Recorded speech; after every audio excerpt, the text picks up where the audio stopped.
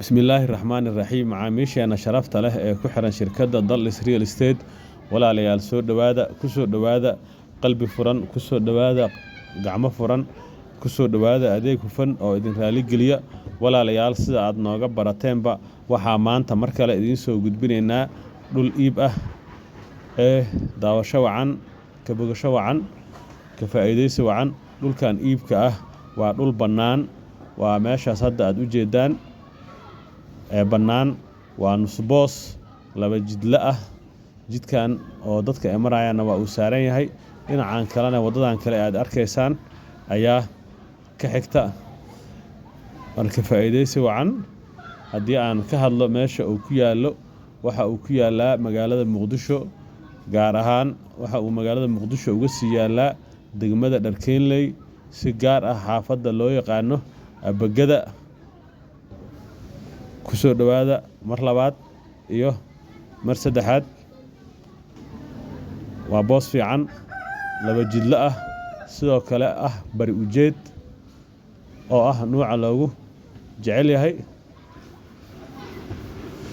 dhinac ka mid ah ayaa u jeeda dhanka bari taasoo ah in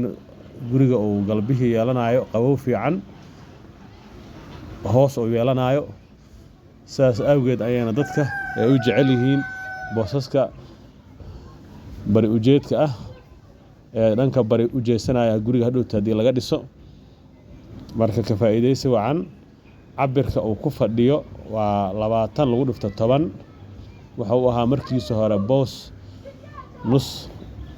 ayaa la gadaya hadda oo booskaasi ah qof ayaa iska leh nuska kale beec ma aha waxaa laga yaabaa inuu qof kale leeyahay nuska kale waa finti bardiyeeshe haddii si kale loo dhaho dhinaca 10 mitir ayuu waddada ka heesanayaa labada wadda mid ka mid ah dhinaca kalena waxa uu ka heesanayaa 20 mitir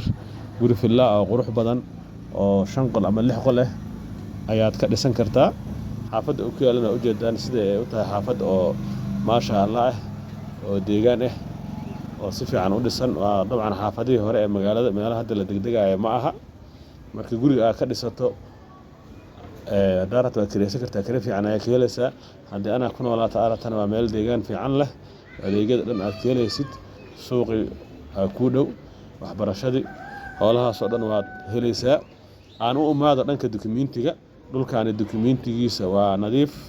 waa dukumiintiyadii Maxamed Siyaad Barre dhulkii xilligii hore la cabiro waa dhulka cusub ma aha waana dhul sharcigiisa oo hagaagsan yahay boos nadiif ah